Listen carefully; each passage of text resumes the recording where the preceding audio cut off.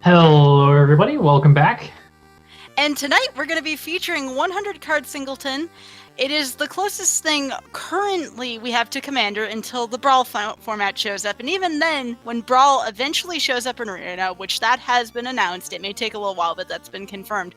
I believe that's only 60 cards. So this is entirely as close to Commander as you can get without the Commander. Roguelink, what do you like about the 100 cards versus the 60 card? In terms of Brawl or just Singleton in general? Just Singleton in general. I definitely think it's more of a challenge to build a 60-card deck than a 100, or harder to build a 100-card deck than a 60-card deck in general, because 60 cards, that's not too bad, but especially when you have a limited card pool such as this, it can be really tricky to get everything, all the redundant pieces that you need for the consistency over 100 cards. So you gotta stretch it a little bit thin, and that's where some of the interesting gameplay comes from. Sure, and eventually with the 60-card Brawl as well, we were talking about this earlier in the pre-show chat, you're going to be able to build decks much easier in a 60-card Singleton versus a 100-card Singleton. Less wild cards, at least, so that will help out as well. Right, exactly. And I've never really brewed up a Commander or Oathbreaker or Brawl deck, so that's going to definitely get my brew brewing a cooking. All right, and with that, we actually want to dive right into this. So I'm going to give the community night chat the green light. Let's get some magic down. Let's see. Yeah, let's go. So what color combination would you be using, or may you be using tonight, Roguelink? I'm thinking of breaking out some Big Pig if I end up playing tonight. So we're gonna go Gruul Pig. Seems like a good idea. ramp up with the green mana dorks, drop a big pig, and then get some sort of big old dragon. M20 actually added a few payloads for that deck,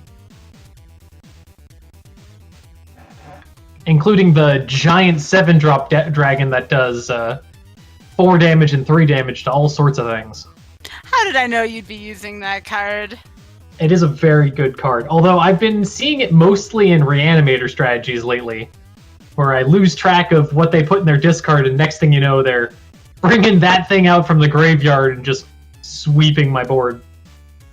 Well, it looks like Seawolf is going to be starting out here with Jeskai, and I'm not sure whether or not Uncle Drake's going to be going for a more mid-range or control. Now, I don't think I've ever seen an aggro deck from Uncle Drake. Typically, it's either some kind of tokens mid-range, some kind of control with Teferis, or sometimes, every now and then, we can see a Drake Tribal.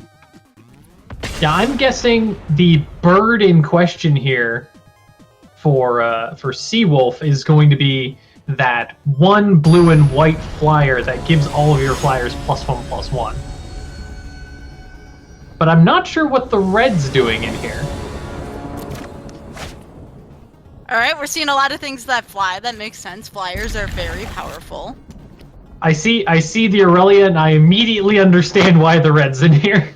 Oh, of course. Aurelia is one of the better flyers in Standard, and I think once Lyra rotates, we're going to see a lot of Aurelia. That's true.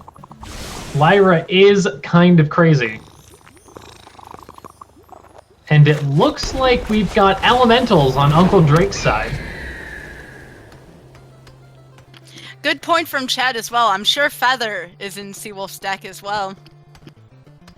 Yeah, Feather would be an excellent choice, though I don't know if Seawolf is going to have the instant speed combat trick package in order to really make Feather worth it. We'll see. Stranger things have happened, and that's what I love about 100 card Singleton. Anything is possible. Quite literally, you could see anything in those colors that are up for grabs. And in this case now, Uncle Drake putting forth the Paradise Druid. Now Seawolf may be a little unsure of what type of colors to expect from Uncle Drake here. Yeah, Paradise Druid, easily one of my favorite mana dorks that have come out the last couple of sets. That hexproof is really nice. early on.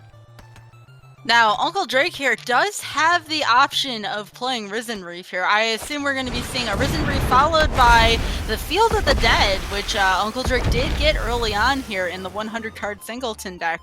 Very good card to have in an Elemental deck, because why not? It doesn't have to be Scapeshift in order for it to be powerful. Yeah, I'm wondering if Uncle Drake is running any pieces of the combo here. Man, Healer's Hawk getting big from Aurelia. Also, too, that yes, that is a Lavakin Brawler on Uncle Drake's side of the field. So if anybody here has drafted M20, Lavakin Brawler is one of the best, and I can't believe it's a common out of that set. You just got to be real careful with the trigger discipline of her firearms. Uncle Drake going with the creeping Trailblazer first. Yeah, Trailblazer's really good. +1, +0. There's a lot of things that give +1, +0 in Standard right now, and I think I like every single one of them. Seawolf seeming to get a little bit flooded with land here. Yeah, and there's no place for that Mana Sink to go either. Now, fortunately for Seawolf, there is the Sprite still on the field. And that Surveil is going to be very important here for Seawolf to stay on track here through everything. Right. That Sprite's going to do a great job of filtering everything down. Explosion Expansion, that's going to be interesting. Yes, that might be the card that Seawolf needs to close out this game. Though, Uncle Drake hasn't really done much in order to stop the flyers too much. So Seawolf might just have this in the air.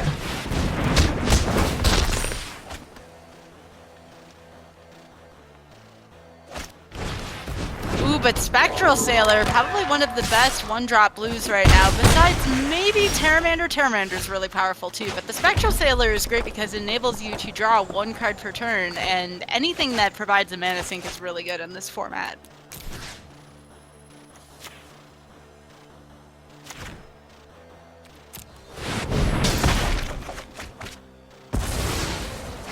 And that's a classic Seawolf move right there. We have a Chaos Wand present. But Seawolf isn't even gonna need it. No, the Chaos Wand's so much fun to watch. No. Alright, let's get ready for game 2. Let's get ready to rumble.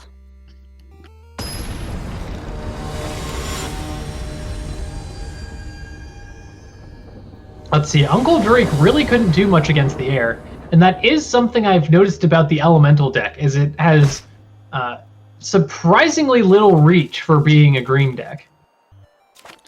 Yeah, I don't think there's enough lands here for Seawolf to work with, and that's even less. Shuffler just not being nice right now.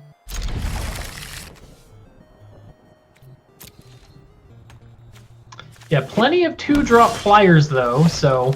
Oh, and there's the land. It'll help out a little bit, but when you're playing a 3-color deck, I don't know how much a colorless mana is going to be useful here. Well, fortunately that Drake is going to be fantastic against the red in Uncle Drake's deck.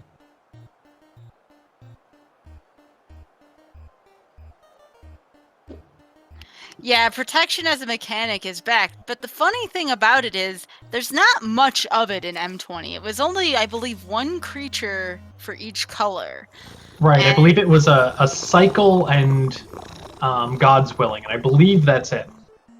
I'm surprised that they chose to only bring that little bit back. However, we've been seeing a lot from those cards in Standard. The ones you may recognize the most, God's Willing, of course, as stated previously. And then there's still Ceratops. Shifting Ceratops is one of the most powerful rares to come out of M20 because of the amount of blue that is present in the format right now. It's a fantastic anti-blue card for sure.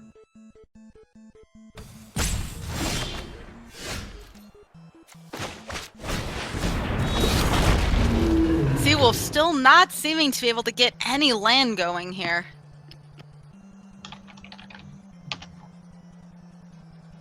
And unfortunately, it seems like we may have lost Uncle Drake on the other side. Oh, nope, we're back.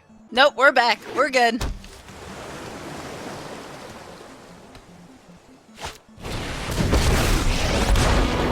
Alright, there's Little Vivian, a card that I really feel like is underplayed in this standard format. We may see more of Little Vivian post-rotation, I would imagine.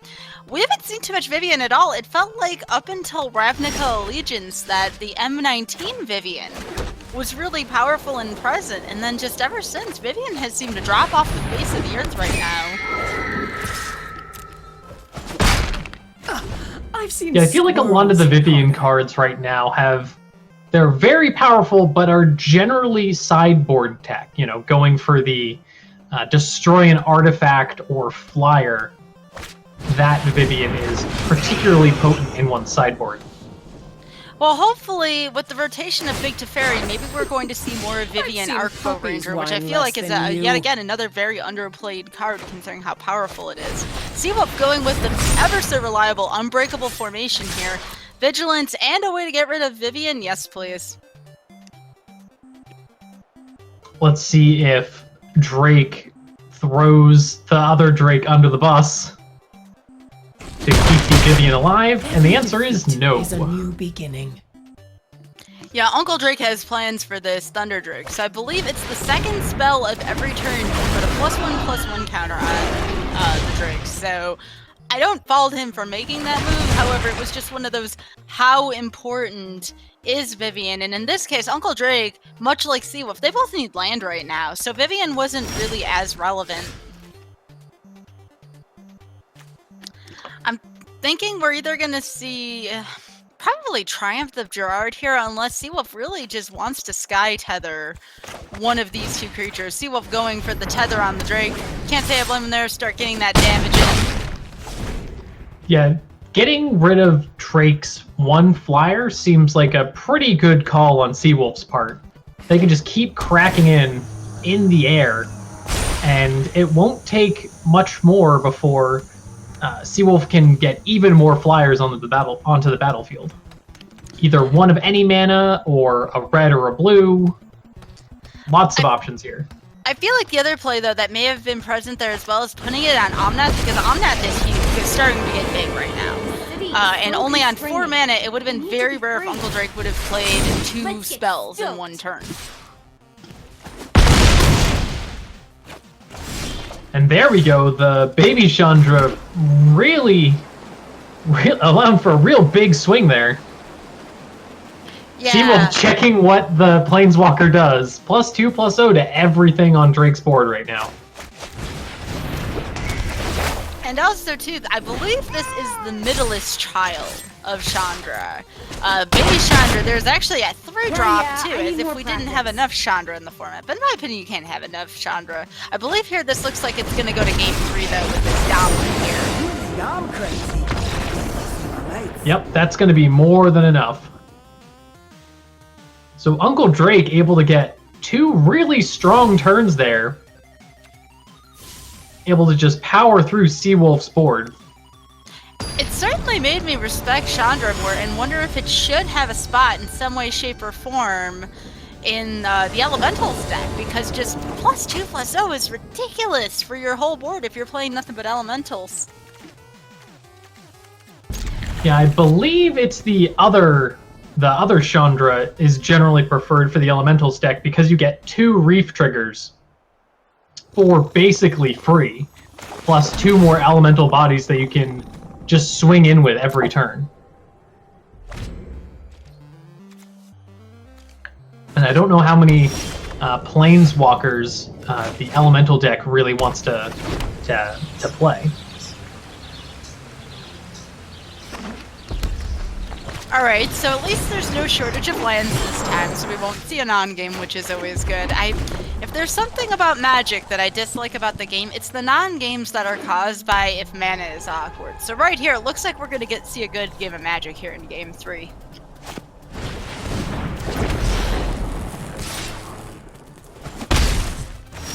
Seawolf's gonna have to play this more defensively, though. So we see the Meandering River going to play the aerial assault to kill the flyer. Not bad, not bad.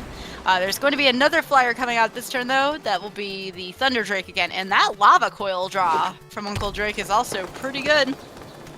Yeah, Drake can also play their Cavalier of Thorns here. Oh yes, Incubation Druid, that's true. I kind of figured he might wait just so he can play multiple spells in one turn eventually, but yeah, with there being a blank board state, totally seeing the appeal of doing that right now.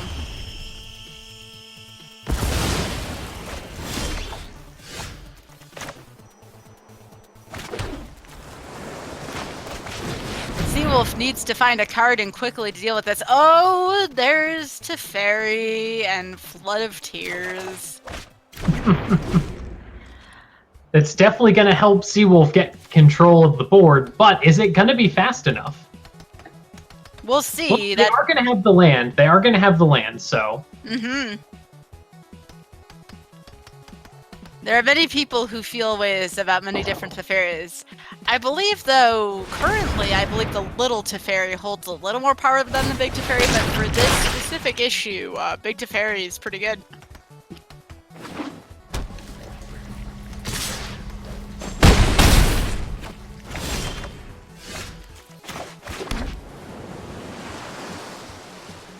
Yeah, the problem right now is numbers. Drake is able to accelerate quite a bit, and thanks to I think this is the right call, because that's a significant amount of momentum lost for Uncle Drake. They have to do something in order to get the Cavalier of Thorns down, and the incubation. Oh right, because Lotus is any color, isn't it? So the Cavalier can come down. And the Incubation Druid can come down, but that's a huge loss of momentum. And the Incubation Druid has also lost its counters for now as well. Right.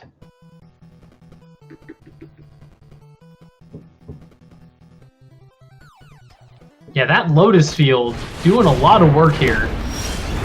Uncle Drake able to play everything in their hand now that I look at it. Uncle Drake will still have Cavalier of Thorns available here, but there goes the Phoenix. So Uncle Drake will have to make a decision. Do you swing for the Teferi, or do you play the Cavalier of Thorns? I don't believe Uncle Drake can do both at the same time this turn, because Incubation Druid is now an 0-2 because of that, because of the bounce ability. Personally, I think I'd pump the Druid here and get rid of that Teferi, because we all know Teferi can get pretty nuts if they start running away with the game.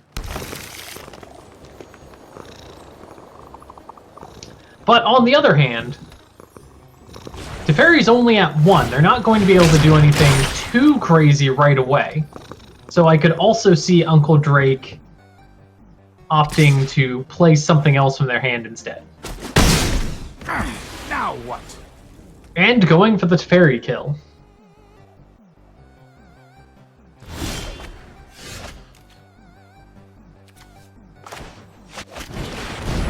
Alright, Seawolf going for Aurelia here, and there's still enough mana to play Kinjali Sunwing, which is an awesome card to slow down the opponent.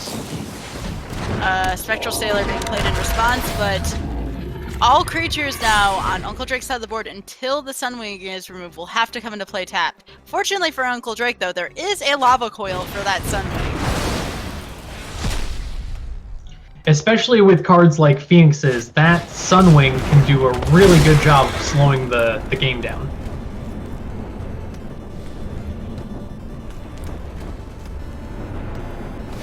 You can't swing with haste if you come to the battlefield tapped. And again, it's important to note as well that Cavalier of Thorns does have reach, and that is a 5/6 reach on top of it. That's going to be very tough for Seawolf to clear. Yeah, fortunately, Seawolf does have ways in hand to pump that Aurelia, giving it 6 toughness at least.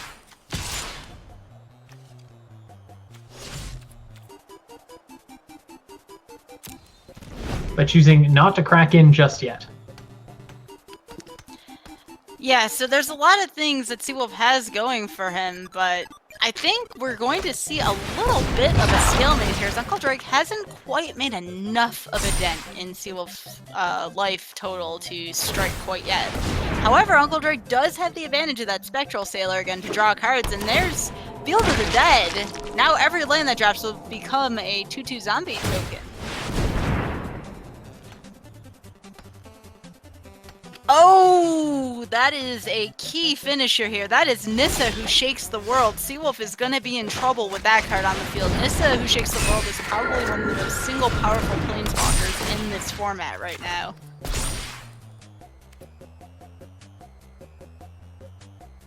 Seawolf playing 2 flyer pump spells here. Both the bird and the favorable winds. Definitely in a very defensive state right here, but Uncle Drake definitely has the ability to go wide here.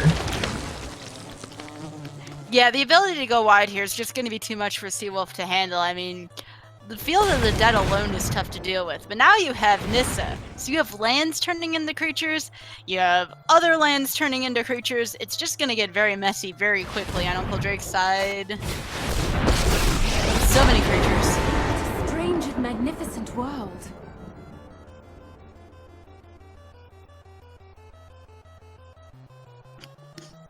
Yeah, fortunately, Uncle Drake can't really swing in, at least not too favorably, because Seawolf is able to just tear their board apart, but it's still really, really close. It's too wide for Seawolf to overcome right now. Only 3 creatures, and Seawolf's only at 11 life. And you're going to have to feed one of the creatures to the 9/9 land. Oh, right, and the 9/9 also has haste, which I didn't realize. So, yeah, I think this might just be lethal, as chat's saying. But one of those zombie tokens does have Summoning Sig. Do you go all in here, Roguelink? I mean, Uncle Drake's at 20 life right now. Truly nothing to lose other than maybe the Nissa, but even then, you're still pretty wide right now. I think here I swing in with the Cavalier and the 9/9. I don't know if I'd swing in with everything. See how the blockers fall, and then swing out next turn.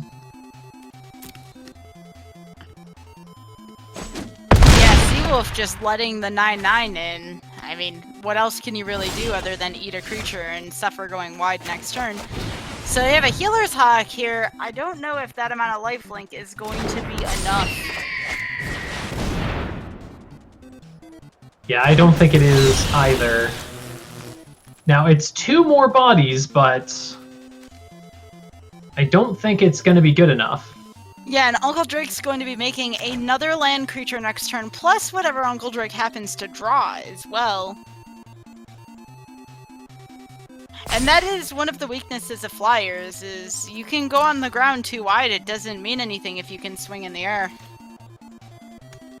You just have all of these ground creatures and you can't swing because then you're letting your defense down, except if you have a Reliant. Now there's another draw, so Uncle Drake is going to get a zombie, a land from Nissa, and now another non-creature spell off of Narset, a draw off of Spectral Sailor. There's so much value in what Uncle Drake is doing right now with these moves. I have practiced against many players. The field is shrinking, Roguelink. You know that's when stuff goes down. Yeah, and I think Uncle Drake's still kind of hesitant because even though their board is still super wide, all of Seawolf's flyers are getting +2/+2. So unless you're really careful about swinging in here, though, I think it. Oh, there we go. It just That'll do it. matter. No epic fight. Well, I guess okay. Uncle Drake could have hit Seawolf directly, but Uncle Drake's like, dang it, I want my strike right now. So Uncle Drake gonna do this in a more dramatic flair here to close out.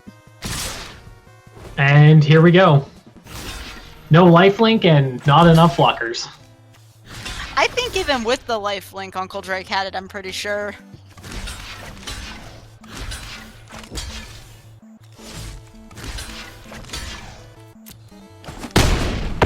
Now remember, if any cards were in hand, the lightning strike to the face would have probably been preferable. But in this case, either move would have won the game for Uncle Drake. Yeah, Uncle Drake getting some key defensive flyers and one real big reach creature able to hold down the board against Seawolf's pretty big flyers.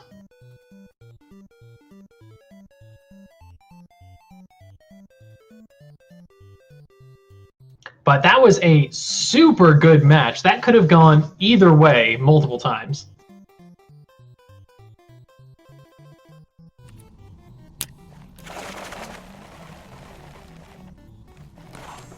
A really strong singleton, but artsy. I don't get it. Also, why is there a black creature on the box of this mono blue deck? Because Seawolf can, that's why. These deck names would make Amazonian proud. She prides herself on giving clever names to decks, and Seawolf has definitely figured out some very creative names here. And I'm Domri at the prom is what is it? I helped Seawolf build that one. It was a name that a deck that I kind of came up with, which was I referred to as Date Night, because the whole point of the deck was Judith and Domri with their +1/+0 abilities. And Seawolf calls it Domri at the prom, which is also a really, really good name for it. The other one, and this is, I have to give Seawolf a hard time because puns, but Vested Interest is terrible. No. I can't do it. Bedman's Fishbowl is also pretty good. And shout out to Popper Proliferate, because I'm a sucker for alliteration. Oh, of course.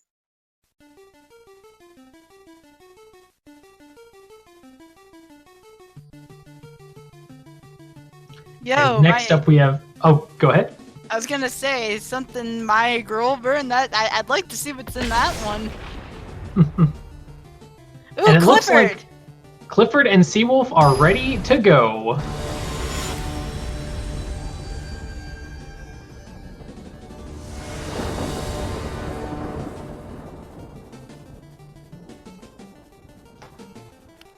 Alright, I expect to see something that looks like one of your decks, Roguelink. Either that or Grixis Control or something like that out of Clifford. Ooh, I like where this is going. Blue artifacts. Very old school. I've been wanting to build the blue artifact deck for a while. I built... before there was the full standard and it was just Ixalan, I built a fantastic meme deck with Karn that was just artifacts and 23 different kinds of lands for that one golem that gets +1/+1 for each unique land in play. It was great. It better have included the new artifact card in M20 that pumps other artifact creatures because, oh my goodness. Well, this was when Kaladesh was legal, so yes. Vehicles are a mistake. Don't get me started on that one. Vehicles were so horrible during that they had to make horrible vehicles, and let's face it, what do we have now? Mizium Tank, Weatherlight. Yeah. So now it looks like we have Sultai on Clifford's side. Meanwhile, Mono Blue on Seawolf's side. And in a singleton format, going monocolored, I would actually advise for doing that, especially if it's one of your first Commander decks or Brawl decks, or in this case 100 card singleton, going the mono color isn't that bad, and it's quite economical in terms of land cost if you don't want to do anything too fancy. Right, it's certainly great for mana consistency too. It's way easier to build a deck when you just don't have to worry about fixing it. Also, what is that on Seawolf's side of the field? Is that a Black Blade Reforged? It's a little fuzzy on our side. Yes, that's a Black Blade Reforged, gives legendary creatures +3/+3, I think? It could be historic as well, but I think you're right about the legendaries. So here's the other thing. I'm looking at Clifford's side, and we're seeing Tamiyo, we're seeing Neoform, we're seeing Simic Ascendancy, Stitcher Supplier. And then we look at Seawolf's side, and we see Black Blade, and a Mirror Image, and God Pharaoh Statue. This is such a janky format at times. Yeah, +1/+1 for each land you control. Equip 3 to a legendary creature, or equip 7. I was definitely thinking of a different artifact. So it works with lands then. I can't help but wonder if any of the Scapeshift decks have ever experimented with it. I will defend my allies. Alright, let's see what artifact Seawolf is pulling in. Ooh, Vivian's Arcbow is tempting. Always a big fan. Colossus Hammer. I'm on board. Crucible of Worlds, that'll be nice. Oh, Sentinel Totem for the graveyard type decks. The Forebearer's Blade's pretty good. Seawolf going for some removal here. Can't say I blame him. It's a good choice. When you absolutely need to kill something, and you're refuse to play anything but artifacts.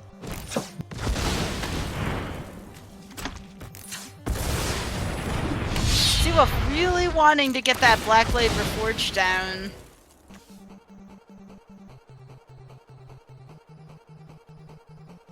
And I think they're using Evolving Wilds in order to filter down their deck a bit. Get Now 2 cards out instead of 1. This is another interesting approach. Seawolf decided to use 2 treasures, which could be used to draw cards with the flipped over treasure map. That's a pretty gutsy move considering Seawolf's hand right now. Mirror Image doesn't work with your opponent's side of the field. It only works with your own, and the Servant here is probably not the best choice to clone something. So I wonder what Seawolf was up to by already using up 2 of the treasures for mana and not for extra draws.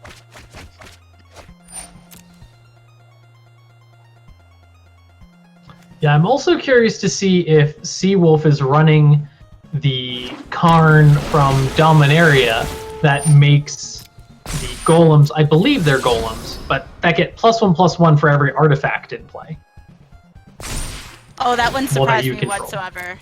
Especially given this card is down on the field. I imagine the other one's not too far off.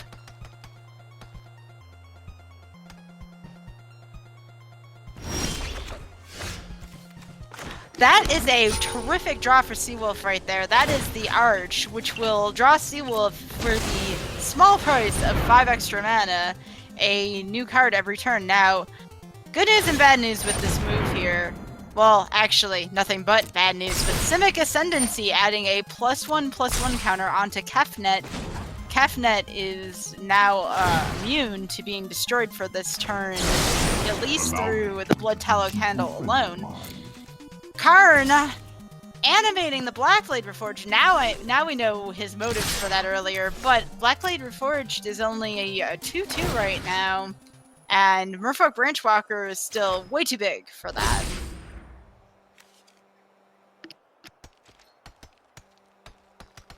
So now Seawolf is probably wanting to get out the Godpharaoh statue as it can turn into a 6/6.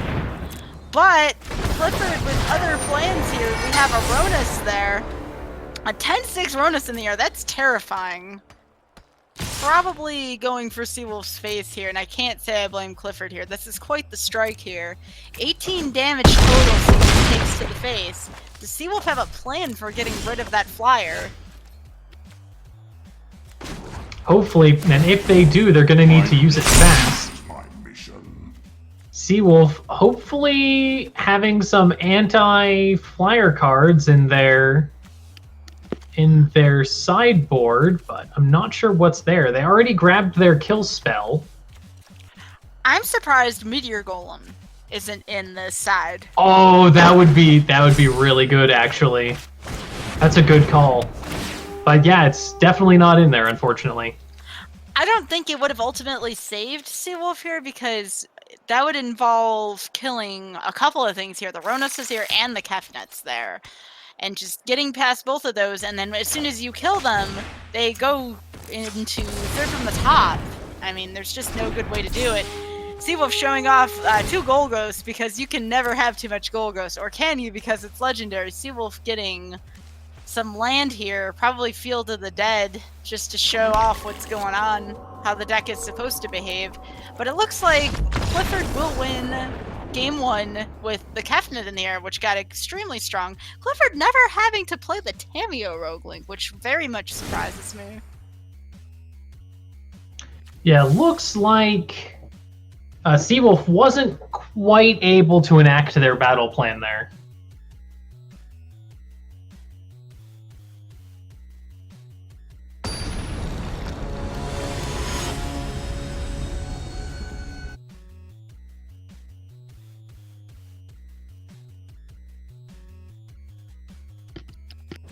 Seawolf will have the ability to play first this time, opts into it, and pretty interesting collection of cards here.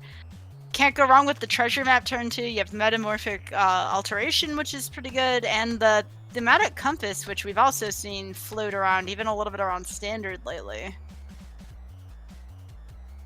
Yeah, Seawolf's deck definitely seems to be artifacts, cloning artifacts, or at least cloning legendaries, perhaps. And then also taking control.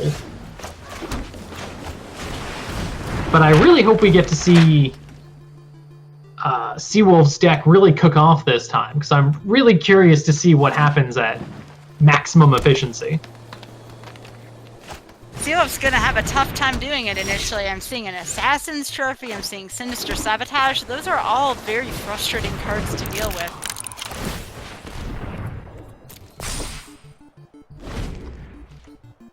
Plus, Clifford immediately has access to all of their mana this time, unlike last game.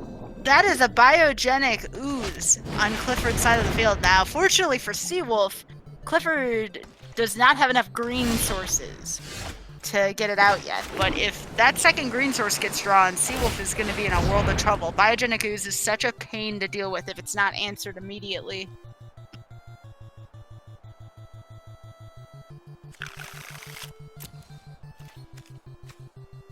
Yeah, Ooze is pretty crazy. It's definitely a one-man army, because it can create an army with one man.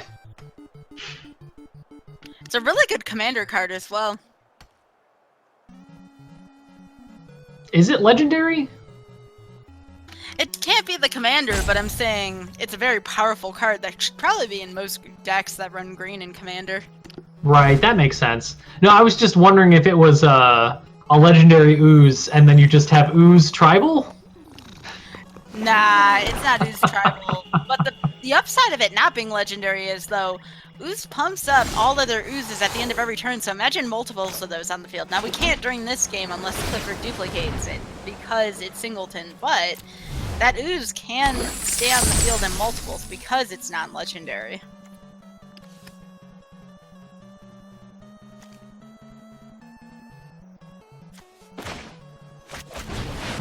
Seawolf gaining access to their sideboard again here. Let's see if Clifford is going to let that happen. And the answer is no.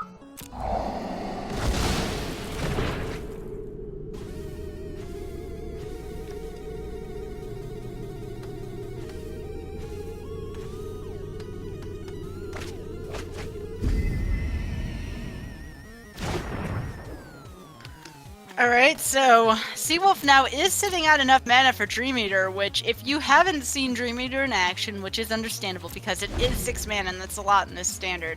If you haven't seen Dream Eater yet, It comes out, it bounces something, and then it surveils for it. But on that note, Clifford has drawn the second green source. Here we go with Biogenic Ooze. You're about to see how powerful this card is. Seawolf can bounce the token, though.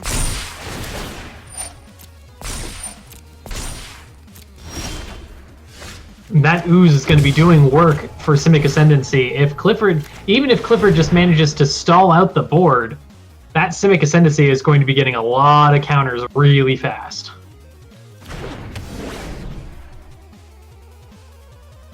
Oh, I see what Seawolf's doing. So Seawolf altered the ooze, and now Seawolf will most likely play the Mystic Forge. I was thinking maybe Dream Eater, but Seawolf may have other plans.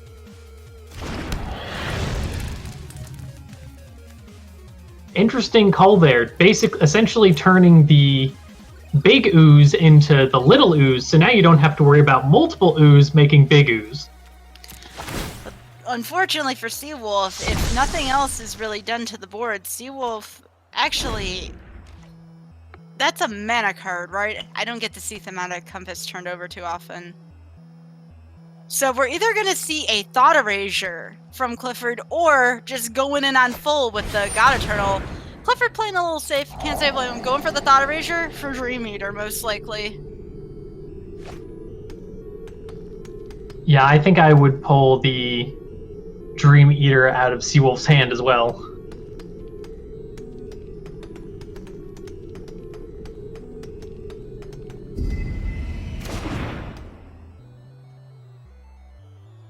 Clifford is still going to be able to swing in for 6 this turn and for 12 next turn, thanks to God Eternal. Although, now Seawolf using Spies of Rosaka, which is what I thought it would be. It doesn't bounce it, however, it stops some of the combat damage from happening. So Seawolf will save 3 life this turn, and some amount of life next turn, as Clifford's going for a board state here with the Gleaming Overseer.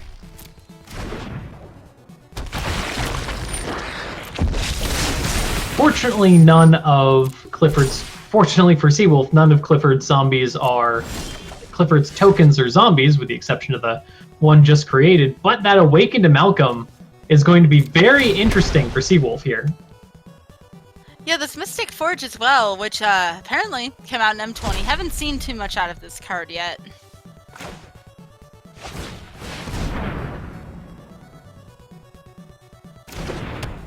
Seawolf getting out the Manolith here.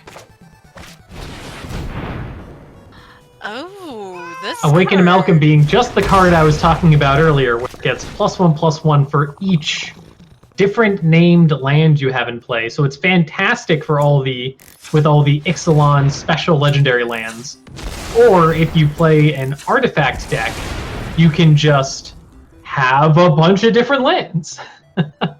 Because you don't care about color. Up here again, sacrificing treasures to play Conqueror's Gallon, which is another vehicle. And again, vehicles I feel like are way less powerful than they were during Kaladesh block. This one is okay, but Seawolf doesn't know that Clifford is holding God Eternal Ronus in his hand, plus an Assassin's Trophy, plus Vanifar. Clifford definitely has a lot of power in his hand right now.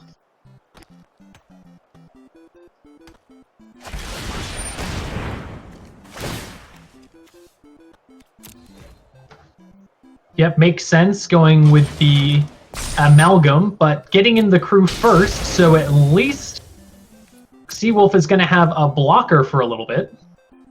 Seawolf will also get to draw 2 cards next turn versus 1 thanks to that treasure map.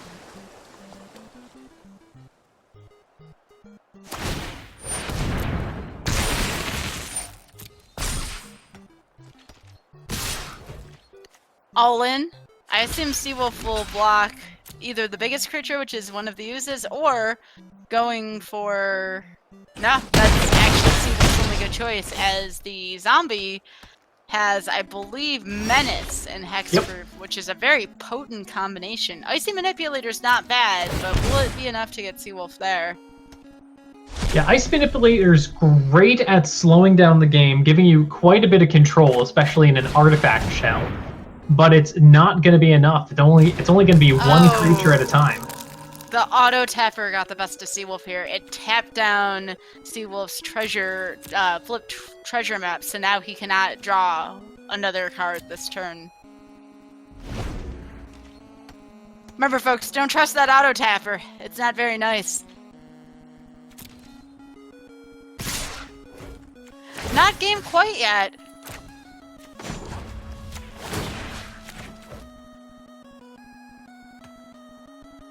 Yeah, Seawolf has the ability to slow down 2 creatures, but unfortunately you need to remember to use the Icy Manipulator before combat. Right, and that's something that's not very common to be able to remember because the phases go by so quickly unless you're in full combat. Or full control mode, excuse me. So Seawolf can't even pay 1 life now to exile the top card of the library. Well, he could if he wants to go out on his own terms. Oh, of course. Just because you could doesn't mean you should, though.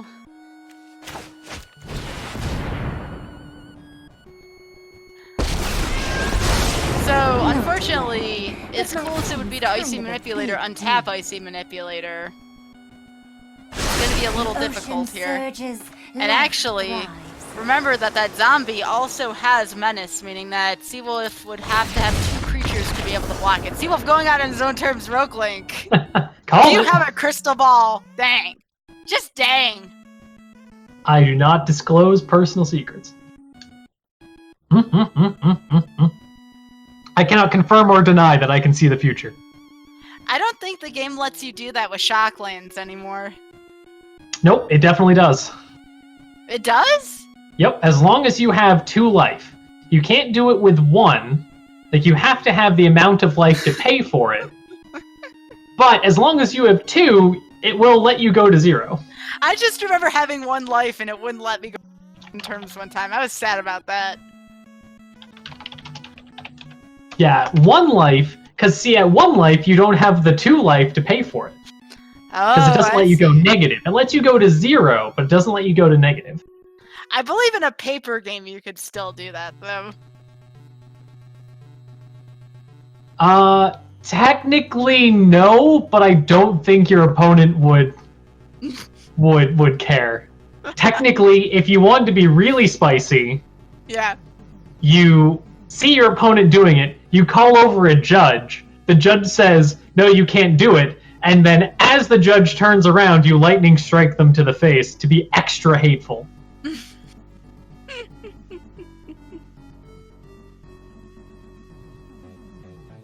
But no one would possibly be that cruel, right? But that makes sense, though. So let's say you have the old school card, Platinum Angel, out that says you can't lose the game and your opponent can't win the game. You couldn't shock because you don't have the life to pay, which would make perfect sense.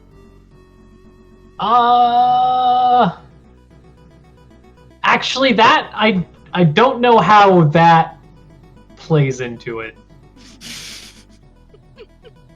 No, yeah, because you don't have the life, so you still wouldn't be able to pay for it. Yes. Because it cares about how much life you have, not whether or not you would win or lose the Yeah. Magic's a silly game. game. It's just a little bit flimsy, but boy does it have some weird interactions sometimes because of that.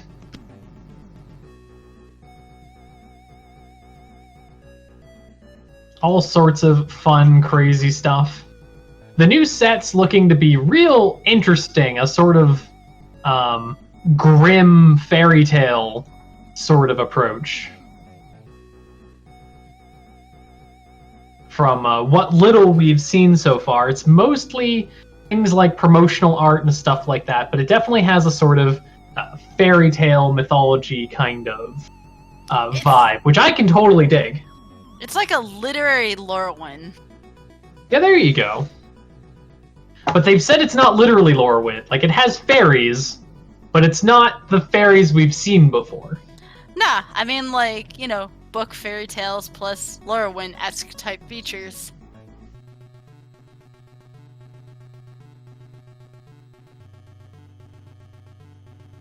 But can't wait for spoiler season, because I think spoiler season should be starting relatively soon. Soonish, yeah. And with that comes the dread of rotation.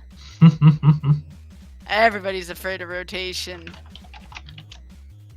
The only sad thing about rotation is Esper is staying mostly intact, short of the check lands, and that's really scary. And that makes you wonder, how relevant will 3 color decks be without those check lands? Well, we're still going to have...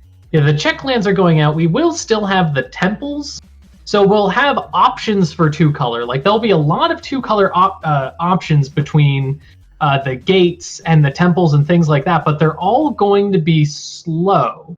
So I will probably lean away from using too many of those lands, because I like having the check lands and the shocks, but I really don't like using the temples, because even though they get you the scry, they'll never come down untapped.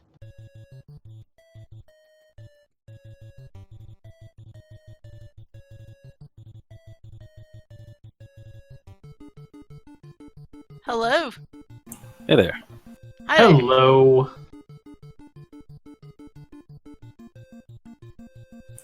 So shame your artifact deck didn't quite perform there. Didn't find any creatures. There was like 20 creatures in that deck, and not one showed up for the party. I had 1 Voltaic. Actually, no, I'm lying. I had 1 Voltaic Servant, and I had 1 Mirror Image. In the first game, I got rid of the Alteration, which would have been a nice kill spell for that Kefnet, but I had to roll down to 6. Not only that, the auto tapper wasn't nice to you, I saw. Well, I had the answer for that. I had Kiora to say, no, Araska, you better get untapped. I need you to stop that other ooze. Yeah, auto tapper's just a pain in the butt, and I feel like with the last update, I mean, y'all can debate me as much as you want to. I swear something happened with the auto tapper in the last update. Yeah, I tweeted as much, that the auto tapper has lost about 20 points of IQ since the last patch. Oh yeah. I've had some real banal taps where it's like, oh, I have 3 black mana open, I'm casting a 4-drop spell, and I have 1 black spell I want to cast next. And it hits all the swamps. It's like, well, you saw my hand was half black. I had, what's the formula here? We know I'm going to cast next to black mana. You purposely made a way to use all of it to stop me. Well, it was behaving so well before the update. Like, I was actually starting to feel comfortable with it. And I was playing 4-color decks too before that. I was playing Dreadhorde and didn't have all type of problems at all. And then the update happened, started playing Gen Dinosaurs and other stuff, and now it's missing like crazy. So what is your general strategy or win con in that deck when it is behaving properly? There's a few very large creatures. Artifacts have some pretty big creatures. A lot of legendary stuff. Obviously, you saw Blackblade come out if I can get on a flyer. Mm-hmm. That's for good times. Yeah, anything that's good, you got the Mirror Image in there. I have Quasi Duplicate in there. Karn himself, if he shows up to the party, he's like, oh, by the way, that God statue is now a 6/6 beater with a sword attached to it. So it's simply a lot of fun ways to make the deck work. Just happen to not drawn to it. And got my prevention, got my ramp and acceleration. There's also Fill the Dead in there. The Awakened Amalgam, I have like 18 different kinds of land in there, so if that thing gets cranked up, you can drop a 12/12 for 4 mana in the right circumstances. Yeah, I had an Awakened Amalgam deck when it was just Ixalan. Like, it wasn't even full standard yet. It was just Ixalan, and that deck was a ton of fun. A lot of 4 of those Karns that drop the golems for artifacts. I had literally every single land in my deck was a different type of land. It was great. Yeah, I think my Amalgam capped out at a 17/17, and my record was like a 6/6. Yeah, I didn't want to burn another rare on the gold golem that became the Golden Foundry. I just didn't want to burn the rare on it, otherwise I'd have been there too. Yeah, that I believe I also had that in my deck as well, but that was before we lost all those cards. Alright, so we have more season action going on. Clifford bringing out another deck, I believe. Nope, same deck as last time. You'll see Drake has a different choice as well. Yeah, curious to see what Drake's playing. They were on Elementals last time, right? Yeah, Elementals, basically purely Elementals. There was no splashing involved. It was a few oddball Explorer package creatures to dig your deck and get some beef. But primarily Elementals. Came across the Cavalier twice in a row. Came across Omrath every game. So rolling really good with the odds are not in your favor for Singleton. Like, you can play the game 4 or 5 times in a row and have different decks each time. But his deck was cooperating nicely. Yeah, the Elementals, I was actually surprised how consistent the Elemental deck was for essentially only having one one set worth of support. But I guess there are a lot of incidental elementals, aren't there? Yeah, playing them out there. Most of them aren't thought of. Like Steam can never forget his elemental. I was playing red deck a few times, and he would drop Chandra and blow up the field, and then be shocked when thinking didn't die. I'm like, yes, it's not a teapot, it's an elemental. And it looks like we are underway.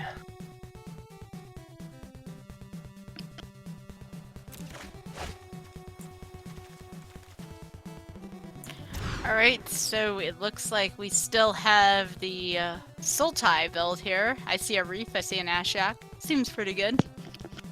Do you keep the hand just because it has a Reef on turn 3? You mulled down to 6 already. I'd be afraid to go further. Yeah, I think having a 6 with a Reef, probably tossing a land, yeah, that makes sense.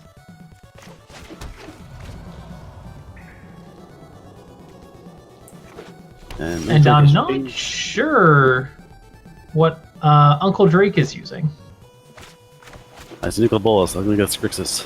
I see Grixis, yeah, looks like maybe Grixis Super Friends. Possibly. I see 3. Yep, definitely Super Friends. Yeah, I didn't play my Grixis deck, which is Lookma, no hand. But Drake has the same idea with a lot more beef behind it. All those things, Davriel hits you over time, Tybalt makes bodies, Chandra makes bodies, Nicol Bolas is a body who makes, does what he wants to, which he transforms. So, those are all high value cards in his hand. The problem may come down to fixing, though. Though I guess the Spire is going to be doing a lot of work here. Yeah, I had Golos in my sideboard for Karn to grab, because I had enough different oddball mana types between that, Mana Prism, the Rupture Spire, the Guild Gate, that you could basically just, you need a color, you can find it.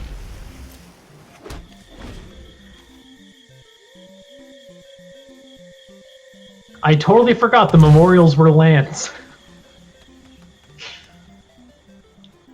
For some reason I thought they were artifacts. Yeah, only 2 hours I'll play.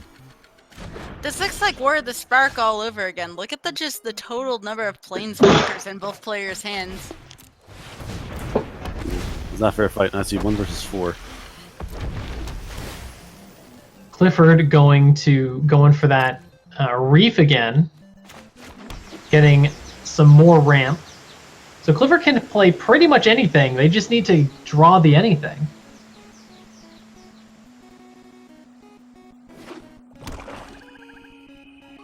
Seems to be a pretty frequent problem in Standard right now. Also, Singleton's problem is that you cannot rely your decks to be, unless you have all like 20 draw spells in your deck, you can't rely to see a card in a given game. So having lots of mana happens eventually by itself, but having fuel can be a little trickier. Yeah, and especially with 100-card Singleton versus single-card Singleton, it's harder and harder and harder to get those redundant effects to do what you need them to do.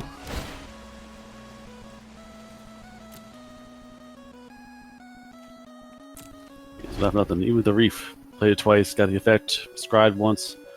Every time it's Reef on digging, it's found land. Scry effects, Yep. found more land. You know what, Steel Tried Viewer, twice right? so far, I think. This is not a fair fight. This is not a fair fight at all right now. Yeah, Uncle Drake is about to pull ahead quite significantly here.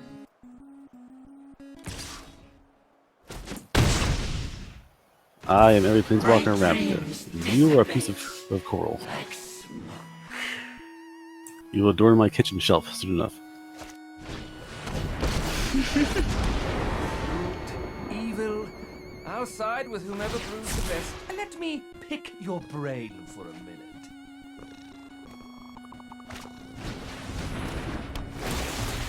There's some passive stuff going on. Davriel will ping in return for damage now that Clifford will probably not be drawing more than 1 or 2 cards in hand for the rest of the game. Whiner.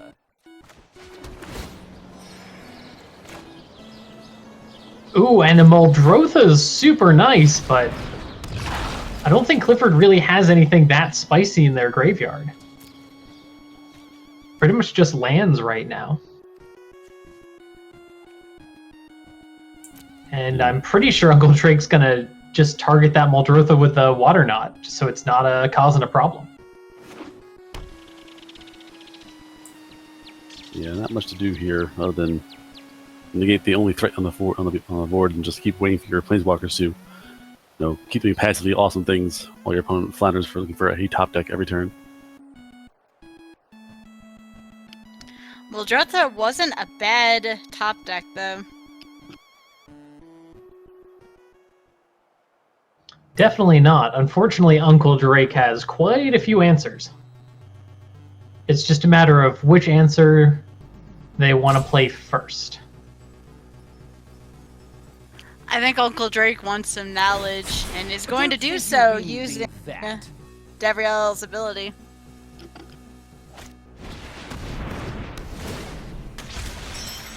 And then maybe the Tibble? Yep. I assume Tibble for board presence. Tibble's board presence, extra bodies, and now if anything happens to, you drew a life, that's cool. I'm going to kill your Reef. Like, the only card you have, you'll have an empty board, you'll have 8 lands, a tap Muldrotha. But then if Reef dies, Muldrotha can bring it back. Struggling? Good. Ooh, this could get interesting with Muldrotha here. Anything interesting? It Ooh. looks like, is that a Yarok? Yarok. Ooh.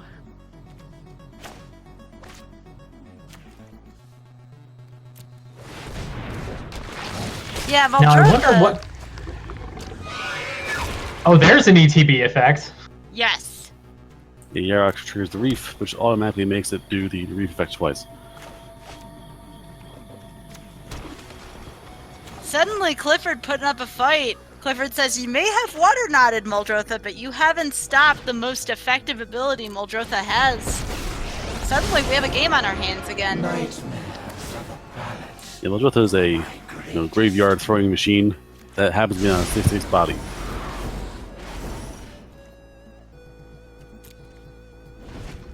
Now, Muldrotha casts from your graveyard, right?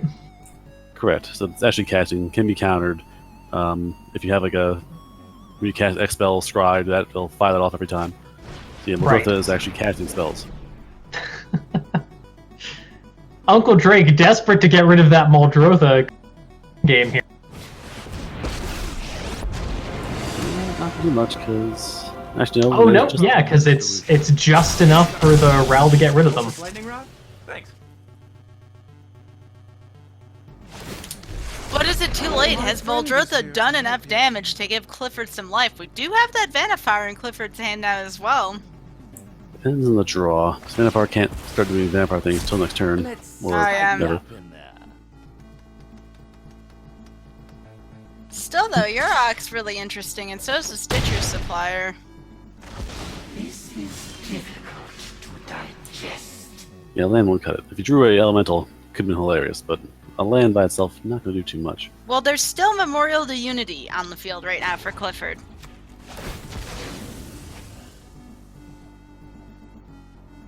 If Clifford can pull an elemental out of this, it would certainly help them set up a decent hand.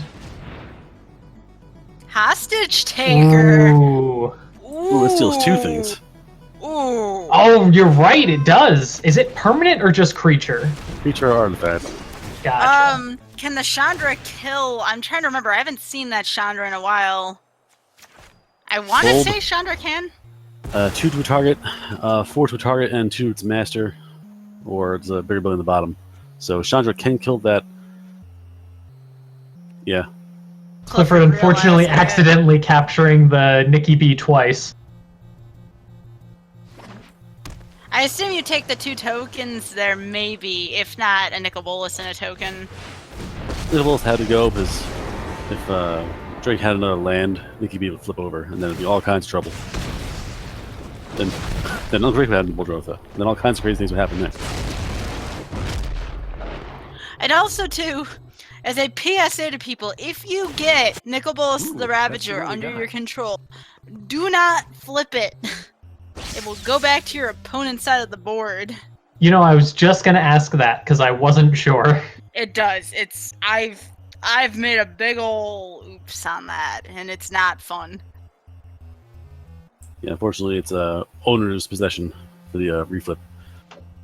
Also, unfortunately, it looks like this battle might be coming to an end. That is a Liliana General on Uncle Drake's side of the field. That will take out 2 of Clifford's creatures, which will probably be, at this point, Risen Reef and Stitcher Supplier here. Fortunately for Clifford, it's 2 creatures of his choice. But yeah, cutting back half the board is going to be rough. It'll be more than half the board, because Uncle Drake will sacrifice the 2 devils and just ping Thief of Sanity twice. Good point. Yeah, however Cliff plays it, he's losing 3 creatures. If he kills the 2 small ones, he can enjoy the Thief's Sanity. If you go for a big one, he'll take one at the face and probably ping the creature to death. Yeah, Big Liliana may cost a lot, but it's still worth it. There's so much value. And now I believe Uncle Drake will not only be able to kill Thief of Sanity here, Uncle Drake is also going to be able to draw 2 cards off of this. Such a value play. Dad, I'll find a use for you later. And with Clifford top decking here, this may be the game. Well, this topic happens to be an Elder Spell. You might be right. Well, even if it is Elder Spell, there's still the flipped over Nicol Bolas that would have to be contended with at this point. Until you have lived as a statue, Just wanna peek. do The not weight is killing me. talk to of pigeons. By the way, have you mentioned there's a lot of Planeswalkers in this set? Oh yeah. Blame War the Spark. Regret that choice. Let's see. To be fair, One- one of those is a Dominaria Planeswalker.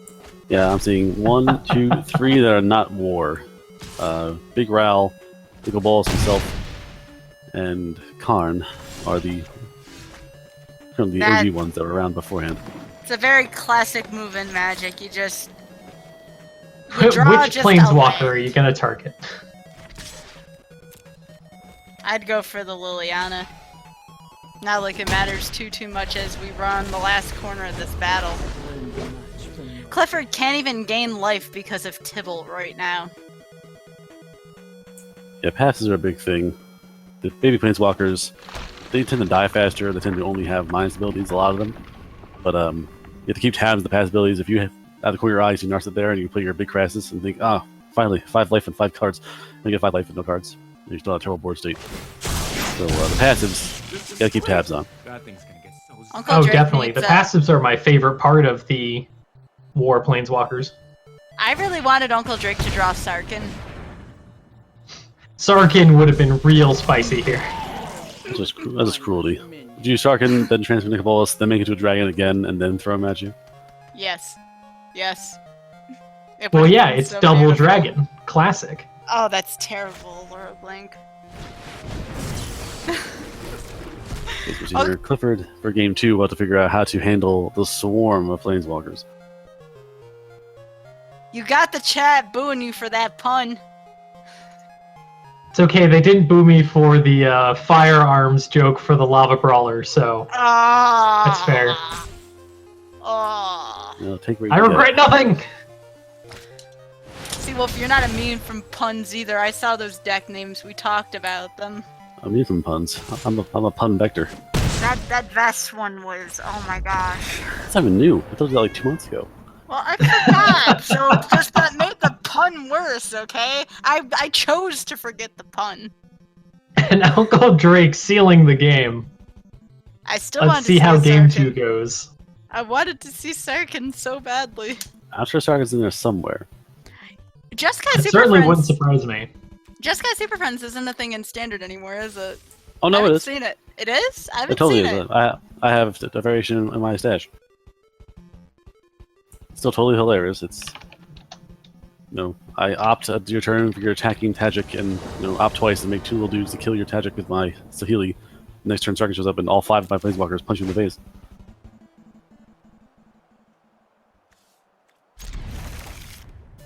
Alright, no mulligan this time for Clifford.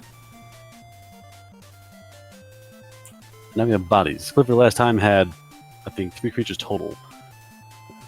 Actually 4. We'll draw with the Yarick, the Reef.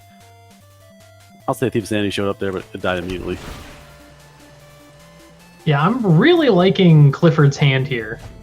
Lots of flexibility.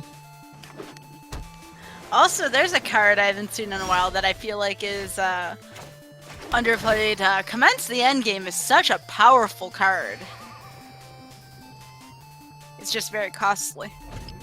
The big deal is it costs a ton, but can't be stopped, and it's still instant speed, so it's a good way to start your turn, so to speak. Was that in your artifact deck, Seawolf? Actually, it was.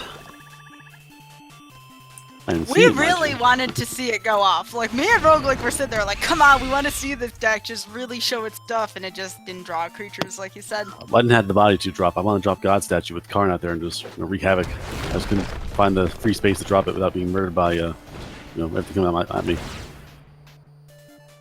I also like the Burb deck, but your opponent went too wide during that match. Well, he had drawing the Cavalier of Thorns. He's like, oh, birds are fantastic. Oh, here's a 5/6 reach creature every game. Like, well, that's fantastic. Now what do I do? And then I got the Aurelia pumped up to kill it. The Overgrowth Elemental showed up and gave it +1/+1. So it's just out of reach of being killed again. Yeah, just so many powerful cards here. Speaking of powerful cards, there's Thief of Sanity doing Thief of Sanity things, folks. Watch out for that card. I think we're going to see even more of it this fall with rotation, Seawolf. Definitely going to be a staple, I think, in some control builds. This is fun because it demands an answer.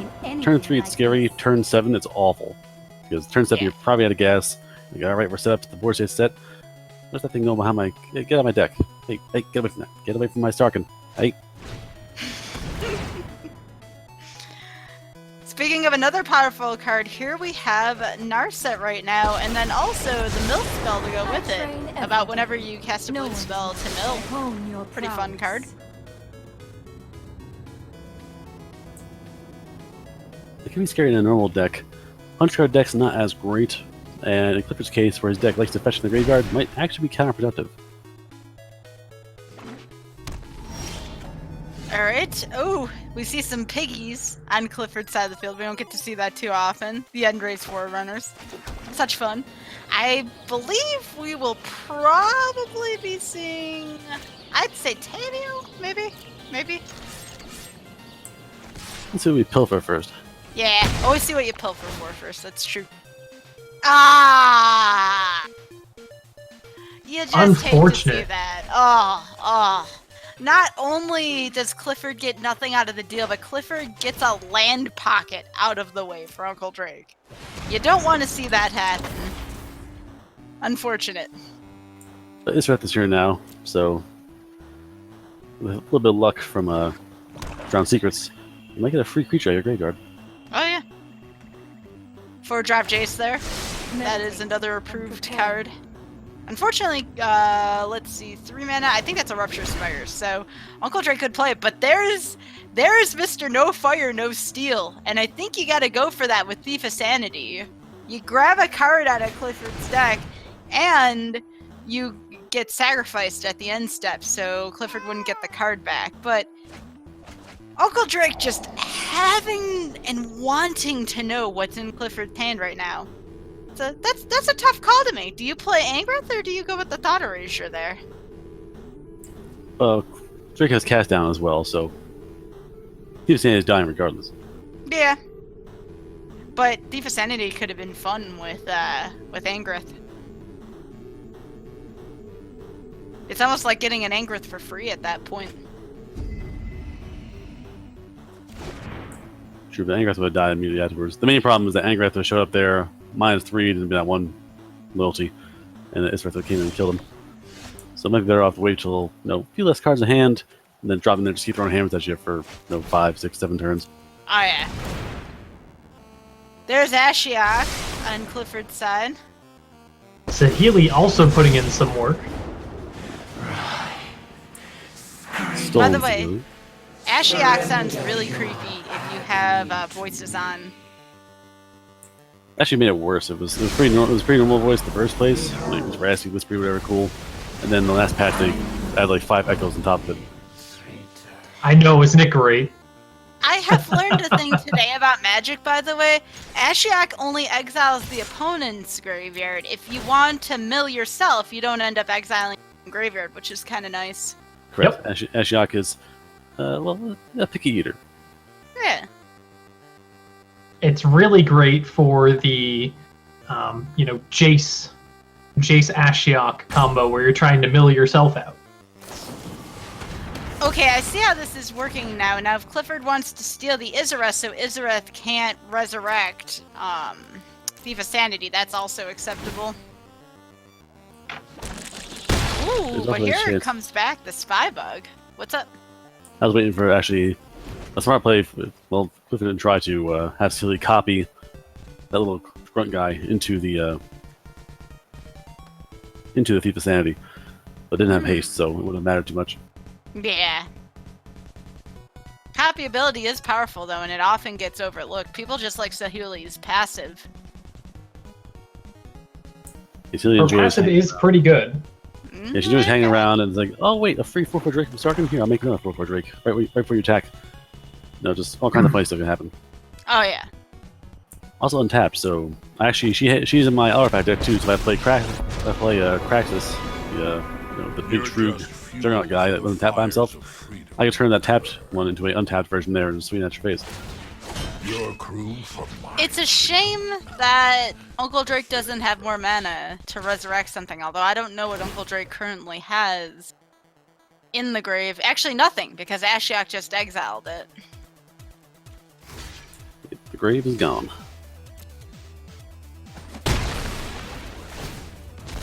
Angrith will be dead this turn, though. Ooh, and that's a disinformation campaign. What do you do here? Do you play Vanifar, or do you play disinformation campaign? Clifford says, I want more cards. And that will be indeed what Clifford gets, plus the token. No! Narset says no. Yes. This card's still effect though. Oh, yeah. He's getting passive, there's still nothing to worry about. Narset is the most passive of passives that you don't see her. If you're to use it twice and just forget about her entirely, and then you play your Break the Fairy, you play your Crassus, you play your endgame, Yeah. and suddenly, oops. The two War Planeswalkers I always forget about. Overwhelming. Narset, and that I can't draw more cards, and swinging into Sarkin. Yeah, about that. Interesting move here. Clifford goes after Narset instead of Angrith. I believe Clifford might want the pigs in the graveyard for possible resurrection with Whisper, maybe. Yeah, with Healy there, you're actually getting a free source of bodies to chop up to make new, Whisper. It's like, oh man, I have to kill creatures. It's terrible. Yeah. But they appear for free. Well, they keep walking towards me. I'll keep slashing. No This is interesting. Yeah, Clifford just needs to get another non-creature spell. And that Whisper will have summoning sickness, and it's very vulnerable to so many things. Now, the fortunate part is, if Uncle Drake gets that Angrith up to the -3 again, Let's try Whisper this. won't die, at least, because it's a 4 mana cost. And I'm pondering. Let's see. Whisper can die, because Whisper can be hit by the. If Drake commits the explosion, Right, right. you can kill Whisper with the explosion. But not with Angrith's ability.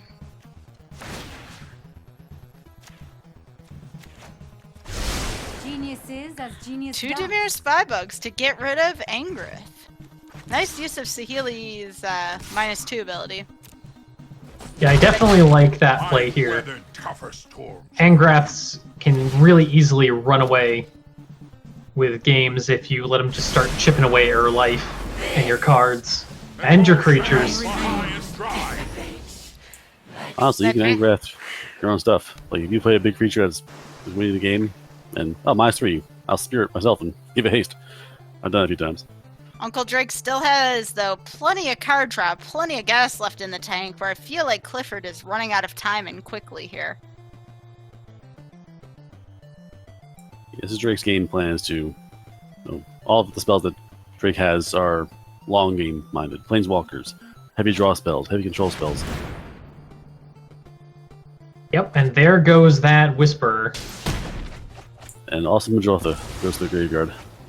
Ooh, and a Lily. Yeah, that might be it right here. Liliana is very, very difficult to deal with at this point. Although, to be fair, Uncle Drake is like halfway through the plan right. Gutta bones. Drake can be happy through his deck is fine because BJ says, no, by all means, mill yourself out.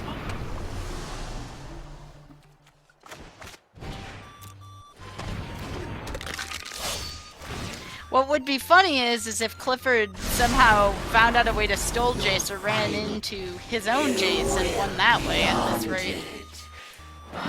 Clifford actually milling himself with Ashiok. I think Clifford's still trying to get some stuff in the graveyard.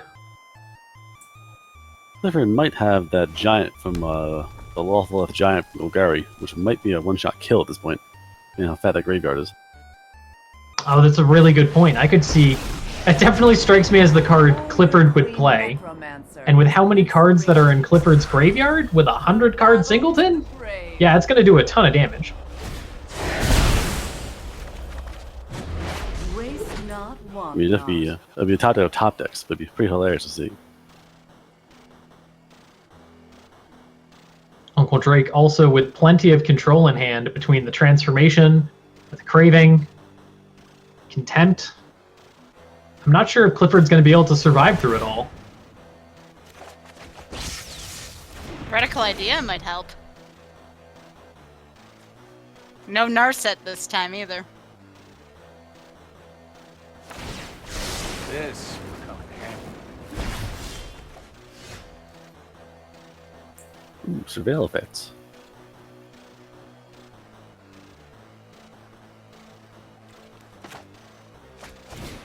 So that is going to pump the Spy Bug. I don't think that one counter is going to be enough.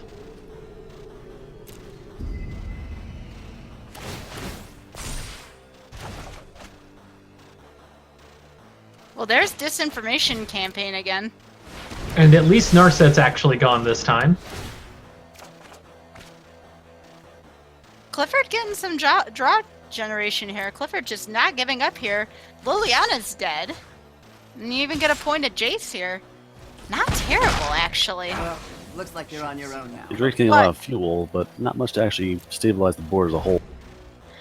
Drake does have that commence the end game still, though, and a Vraska's contempt.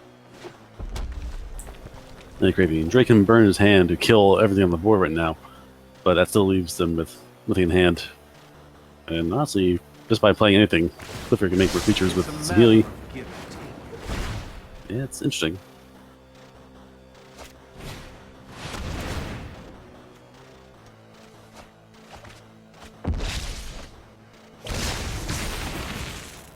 And commence now- the end game, not getting too much here. Yeah, I don't think I made a giant zombie.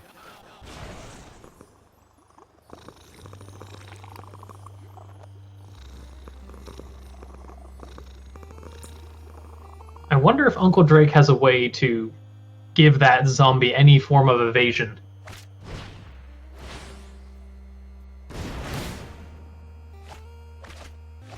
How many cards are left in Clifford's deck?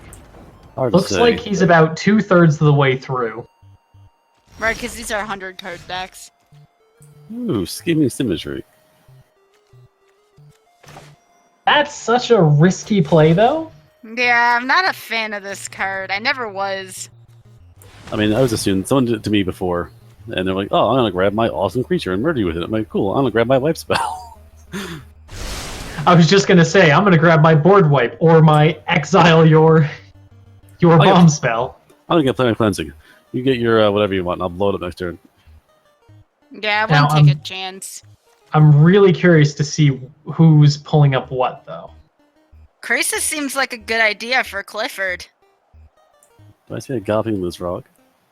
I guess the question is, do you pull up removal to get rid of Uncle Drake's finisher? Do you pull Or up? do you play a bomb hoping that Uncle Drake doesn't pull up removal? You for pull your up bomb? a counter. Counter You- would be such a troll here. How about pull up you feel the dead and just start making zombies? That's not terrible either. That would also work pretty well. Or a mission briefing, and my giant graveyard was a giant library. Well, Field of the Dead looks like it's in the graveyard, Seawolf. I saw. Oh yeah, so it has to be there. My brain. Come on, what, Yeah. what are you getting, Uncle Drake? I gotta know. Uncle Drake is probably getting a board wipe. Gotta be. They were thinking about it. Yeah, I Soot know. kills everything but but baby, not actually real Vanifar.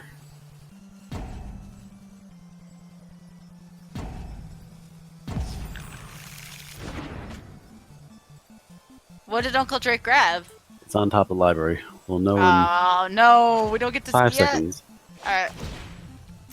or maybe nothing. Or maybe Drake ran out of time and didn't actually choose anything. Well, let's see. Yeah. Uh-oh. That's not good. Drake gave him the freebie. Oh, doesn't matter because that card you wanted. How you play that? There it goes. Ah, that's so anticlimactic. Come on.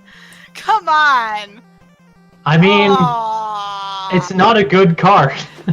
Aw. Now, what did Clifford pick again? Refresh my memory.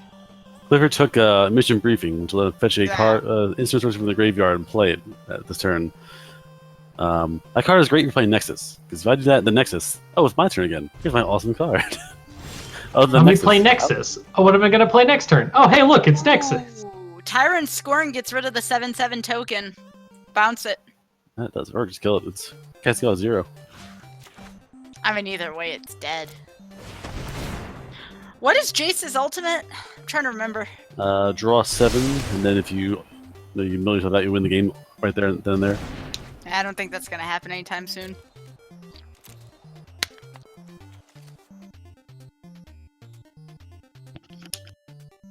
But that's Jace's passive also. Jace's passive is if you draw your last card in the library without a card to draw, you win the game. So Jace Right. negates mill. I'm pretty sure the whole point of that Jace winning the game on the spot there is so that you don't have to worry about it waiting for your next time around in order to just win. You can ult him, kill Jace with the ultimate, and still win that given card draw spot. Right.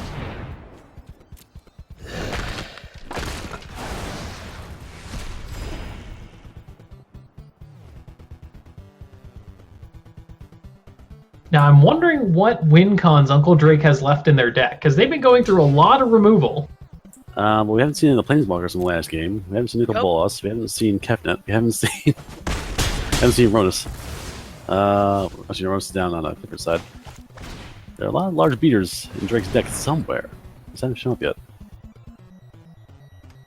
Actually, I got Drake. Well, basically be facing creatures every single turn and holding down the fort so well. That is a great land for Clifford to have go straight to the field.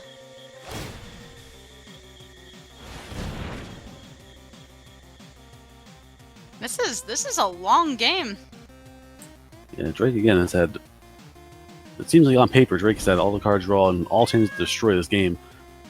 And Drake unfortunately cannot draw gas.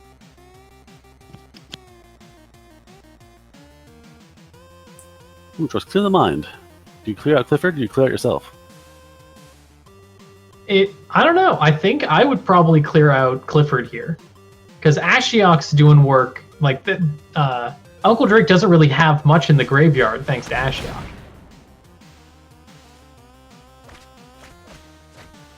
Oh, there goes Crassus. Ooh, the other one. There's the tandem pair of the mill enchantments. Maybe Uncle Drake is just on the mill plan at this point.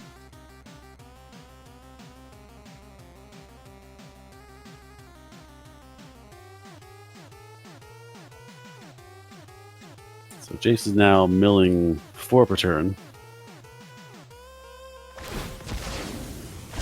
Told you I could figure it out. And this is going to be pretty crazy. There's a Nikki B. There's a Sarkin.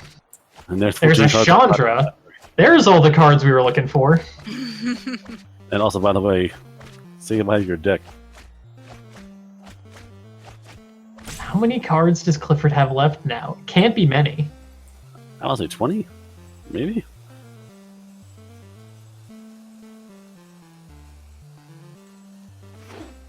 We're down to the number of non-land cards in a limited deck. We finally got the Battle of Wits whittled down to a proper deck size.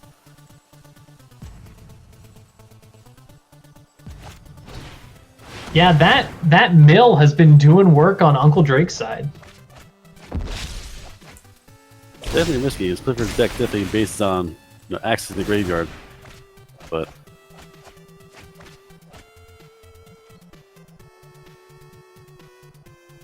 I'm actually thinking Uncle Drake's gonna win on the mill plan here.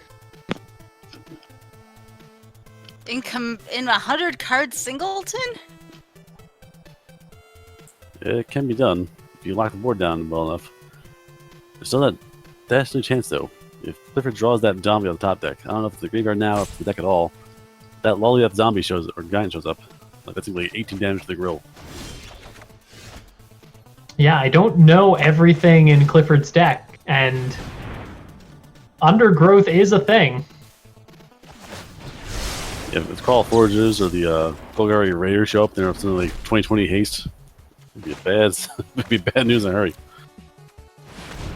Surprise Capnet.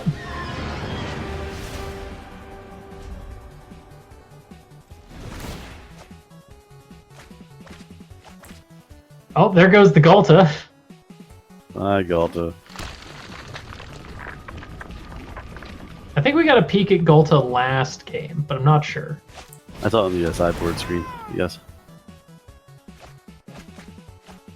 No, Galloping Lynchrogue. Oh, and there goes Clifford's Flyer. Let's And here comes Sarkin. let's pour one out for Galta, folks. Technically, they're just in ice. And Sorin got out of the wall, so kept it. Should be able to get out of this wall. So I see you're out of the wall. With a giant zombie, Seawolf. I was just so hoping. I was just so hoping that like Sorin would come back as a vampire wall legendary planeswalker. That would be kind of crazy if there was the wall control card. Like, what do you? I brought it with me. Is Uncle Drake finally gonna get rid of Saheeli? I don't think it's important. No. It's not enough. I don't think she's enough of a problem yet. I'm surprised. Legitimately surprised. Uncle Drake didn't make another Drake. You have no Then, with Nikki weakness B. I cannot exploit. I think Clifford's down to less than 10 cards.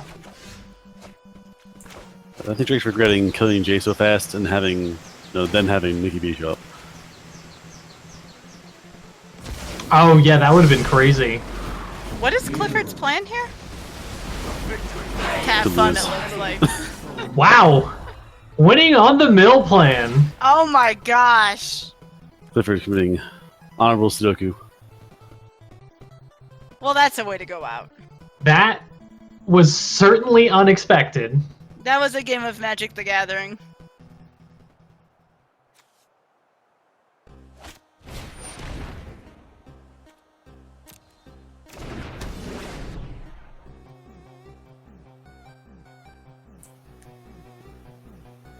Alright, we're past turn and say, that's not. You are all I wish that was so what Nikki B generous. could actually do, is make Drakes. That would be pretty awesome. Well, Nikki B can do anything he wants to. Just has to have someone else around the party. I have faced worse than the likes of you. Grixis, 100 card singleton Super Friend Seawolf. Super Friends Mill. Yes, it's Friend's Mill. Wow. You think you've seen it all, and then you see that. What an interesting way to end the evening, for sure. I like it. And that's going to be it for us this week. Mm-hmm. Be sure to tune in next week for more Magic. Be sure to join the community, join the Discord. We've got a great community here. And be sure to join up for more community matches in the future. Yep, I'm not sure next week's format yet. probably back to standard, I would imagine. I mean, we're back to a new season. Today was the end of the previous season. So again, the format's kind of stabilizing. The meta's more or less figured out at this point. But there's always a chance something random happens. You can play off something else entirely new.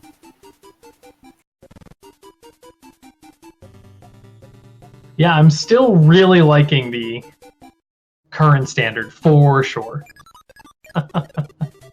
Anything you all want to say before we sign off?